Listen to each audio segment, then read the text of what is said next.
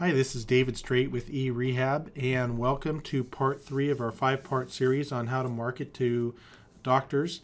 You'll recall that we talked about confidence and preparing, and then after that we spoke about, the second webinar was on preparing, and now we're going to go into some practice and actually how to start setting up some of those appointments.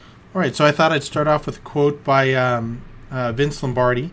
It's practice doesn't make perfect, only perfect practice makes perfect, which I think is very appropriate here when it comes to sales. We have to be well prepared, and we have to practice before we reach out to these doctors. So we'll skip the housekeeping items here. Oh, make sure you join our Facebook group. I'm going to send this out in an email to everybody and to encourage people to join. When you go to your Facebook account, do a search for Thursday Therapy Think Tank, and then click the join button. There's where you search up at the top there. That's where you join once you find us.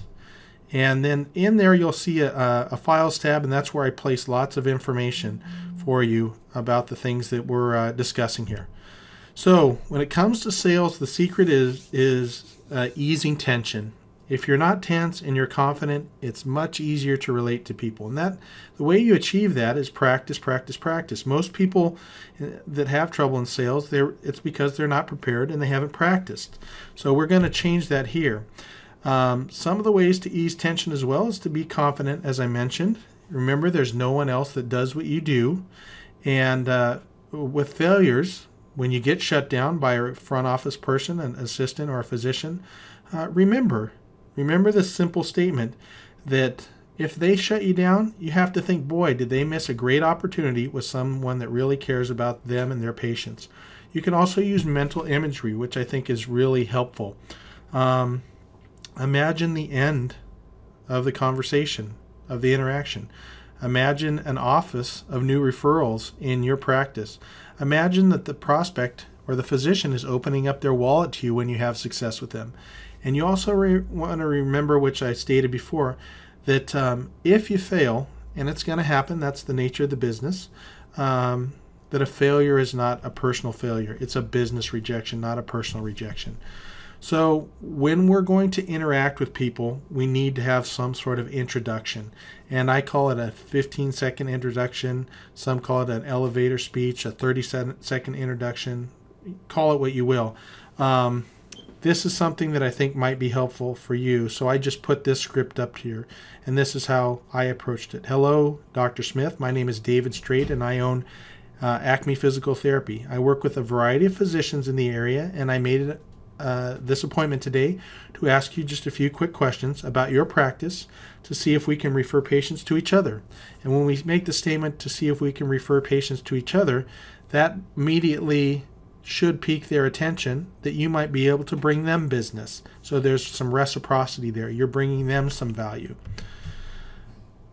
As far as interacting with people, there are 4 different behavior styles that Alessandra characterizes in his book, in his consultative sales book. I'll have that reference for you at the end.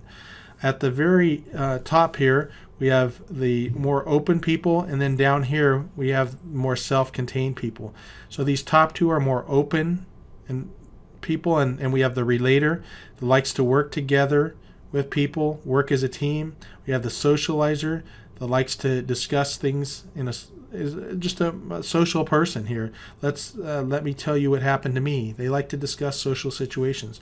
We have the director, which oftentimes surgeons are characterized as leaders. I want it done right, and I want it done now. They're self-contained. They want immediate action. And then we have those people that are thinkers, analyzers. Can you provide me with documentation for your claims that you're a great practice, or that your treatment is superior to medications, etc. So you want to try to identify these 4 different kinds of people, and that way you can be more prepared to answer questions and relate to them.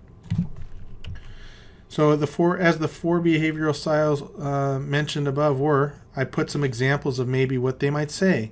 The relator might say, we all work as a team, and we treat each other's patients together.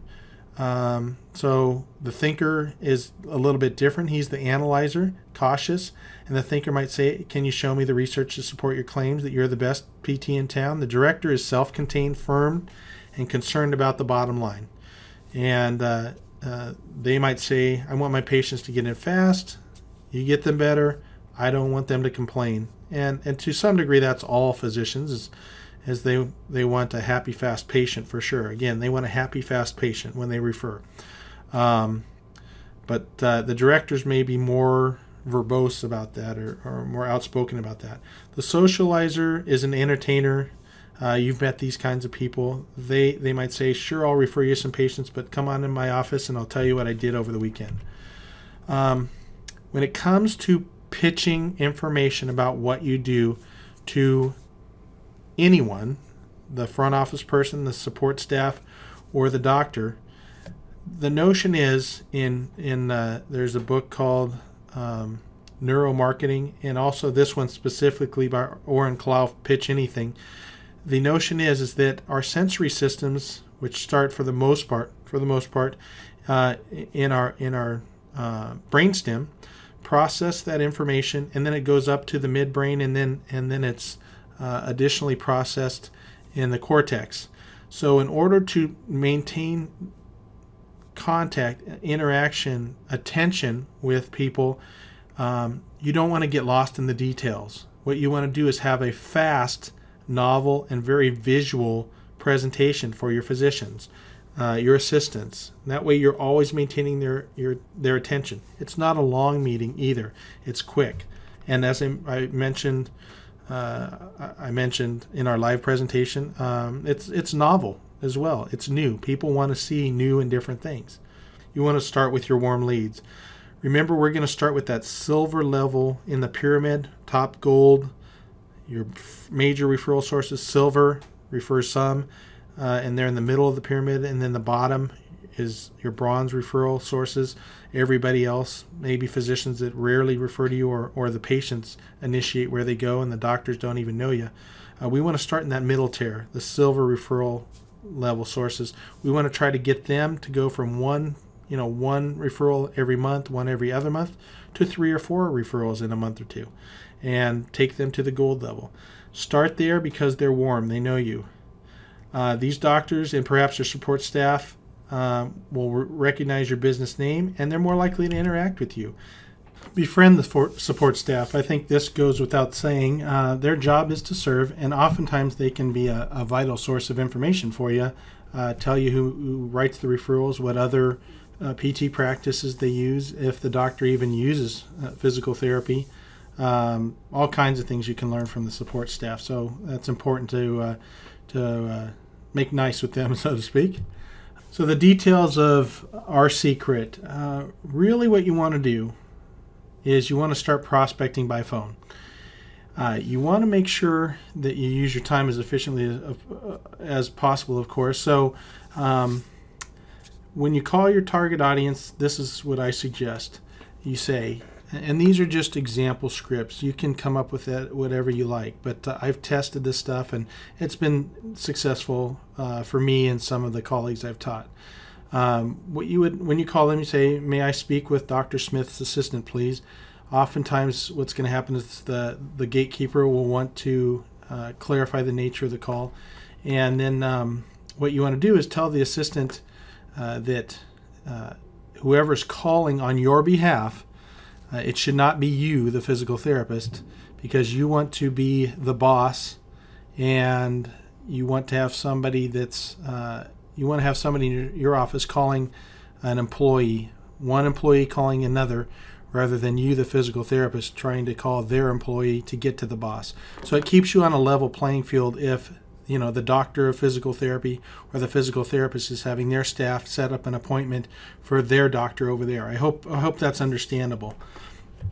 So here's how a script might go in particular. This is kind of the way it typically goes.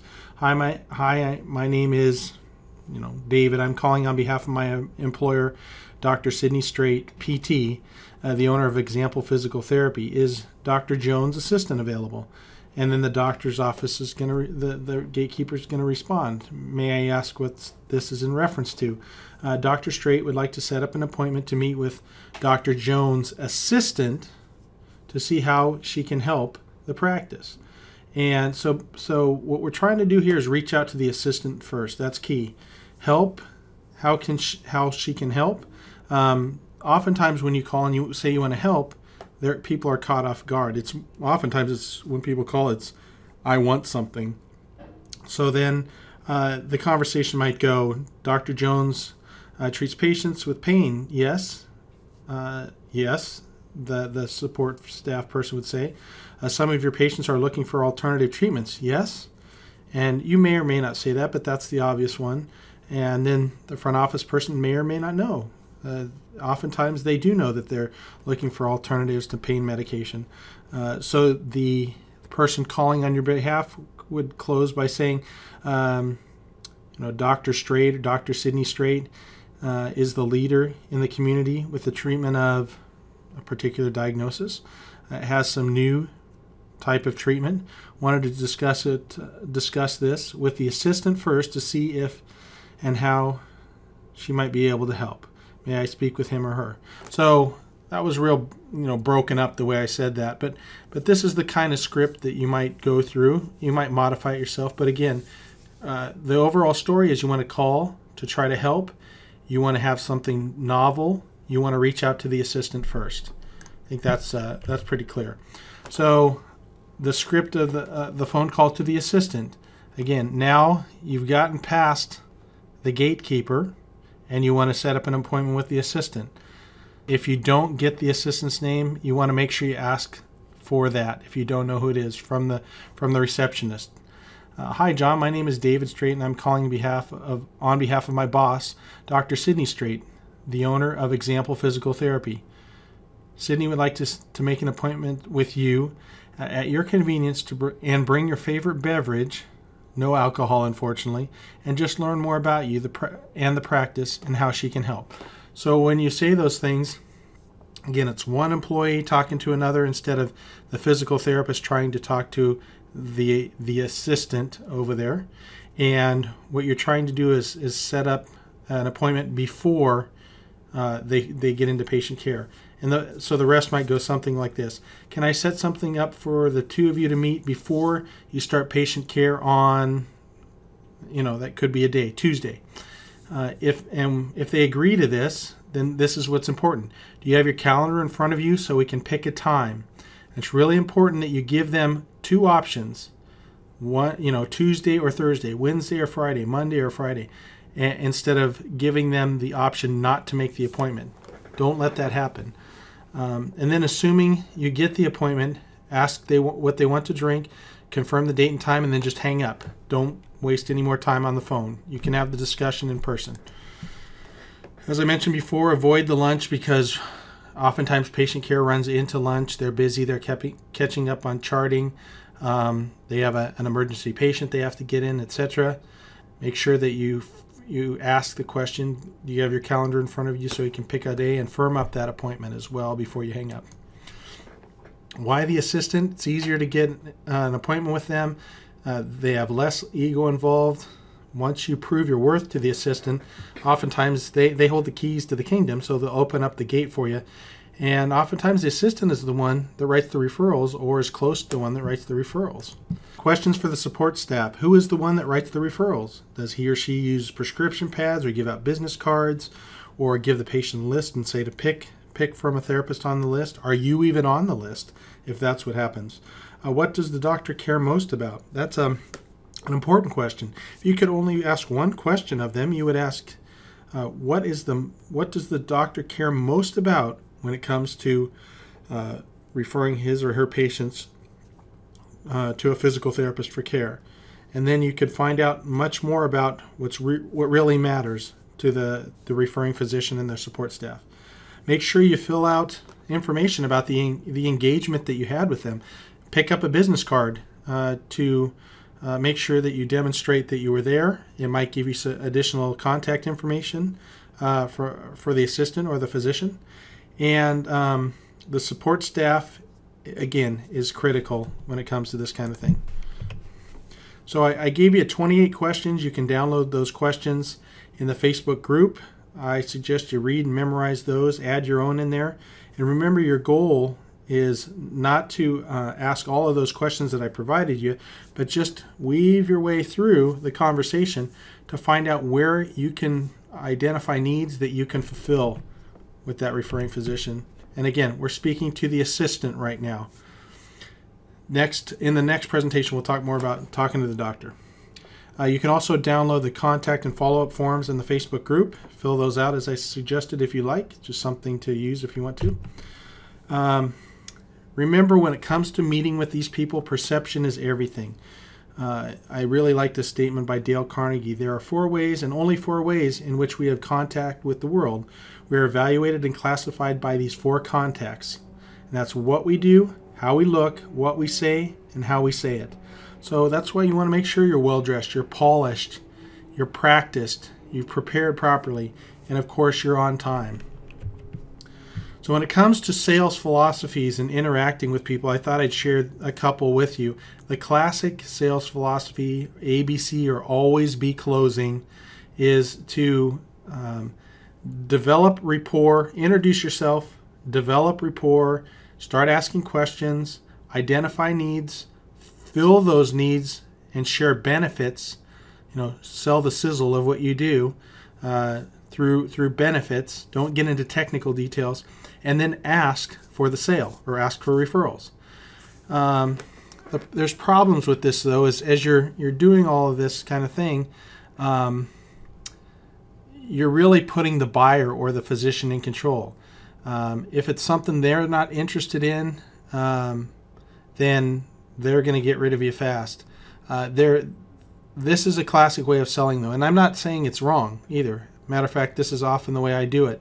But in contrast to this type of sales philosophy of introduction, developing rapport, giving your 15-second introductory or elevator speech, asking questions, identifying needs, filling those needs, selling your benefits, and asking for the referrals.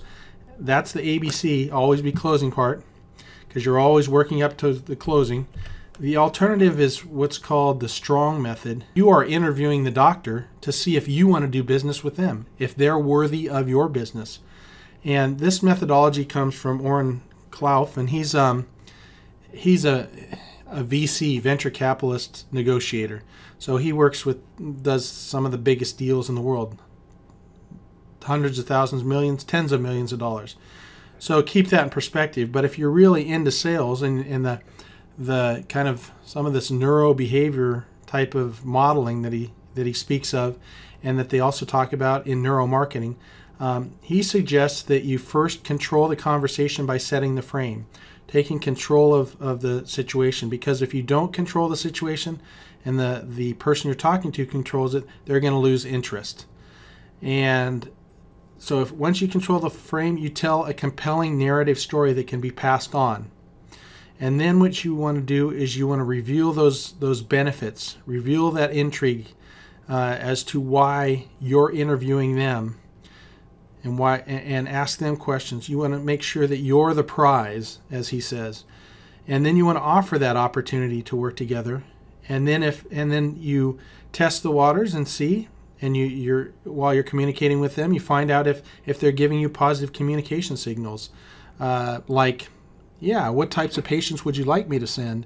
And, oh, I'm sure there are plenty of patients that we can send you that would benefit from what you're talking about. Or if the assistant said, wow, we're really looking for somebody like you, you might say, well, I want to make sure that we want to work together. You're right. But you want to nail that hook point, and then you close the deal by getting those referrals. Getting a commitment from them is what you want to do. So here's the difference between the two, as he puts it. Most of your effort comes into the story, and then you're interviewing the process, and it becomes easy for you. When it comes to the ABCs of selling, always be closing, the effort is made mainly at the end, where you're, in a sense, supplicating, you're acting needy, you're asking for the sale, you're asking for the referrals. With the strong method, again, the notion is that you will be the prize, and they're going to be compelled to send to you. I'm not sure how well that works, but I thought I'd introduce it to you, and you can certainly pick up his book. I like it. I think it's a good read, and it's certainly different if you're into the whole sales methodology. Remember, likability. I talked about Tim Sanders' likability factors, being friendly, relevant, empathetic, and real. That's very important. Make that great first impression, as we spoke about with Dale Carnegie. Tailor your message to the personality. We talked about the different behavioral personalities. Sell like they want to be sold. Kind of match their tone of voice. If they're excited, you be excited too. If they're real laid back, be laid back as well. And put yourself in their shoes. Always put yourself in their shoes. And the last thing is, I like this quote, nobody wants to be sold, they want to buy. So don't try to push yourself. Don't throw up all over them and just talk all about yourself. Find out, get them talking. And so in review, we want to make sure we practice these things here. We're confident, we're prepared for what we're going to do, we understand our audience that we're going after, and then we're going to practice to reach out to them. We're going to first try to reach out to warm leads and call them on the phone, and then we're going to ask lots of questions to identify needs so we can build those relationships. Fill out those contact sheets, and remember, perception is everything. So if you're in the office and you're selling something, it doesn't matter if your competition has the same service, because maybe they never visit that doctor. Perception is everything. Try to control the situation there the best you can, and don't be ancillary or needy, and make sure that you're thinking about how you can add value to that doctor based on what he's telling you. And certainly one thing they all want is a fast, happy patient. So your homework, this is in the Facebook group, the Files tab at the top. Download the documents and complete your 15-second intro. Memorize those 28 questions and study those scripts that I sent you about how to call and set up those appointments. Study the initial contact and follow-up forms. Maybe use it to make your own. And then if you want, if you really want to learn more, pick up some of those references from some of those experts, and they can certainly, it can give you some more perspective. Here are the references for you. Pitch Anything by Claff and Alessandra. His non-manipulative selling was standard reading by GE salespeople back in the 1990s. It's still a good book. As far as persuasion goes and influence goes, the psychology of it all, Cialdini is the leader there, and his book, 50 Scientifically Proven Ways to Be Persuasive, is a very good read. And then for the nuts and bolts, the basics of sales, Jeff Gitomer's Little Red Book of Selling is a great one too. So that's the end of part 3. I hope that was useful for you. Next, we're going to start talking about prospecting and where we can actually go in the office, and some of the conversations we'll have, some of the objectives that or objections you're going to have, and how you can meet or overcome those objections, and how you can ask for referrals. So that'll be next time. I hope this was useful. Again, this is David Straight with E-rehab. If you need any clarification, you can reach me at dave@e-rehab.com. Thank you for listening.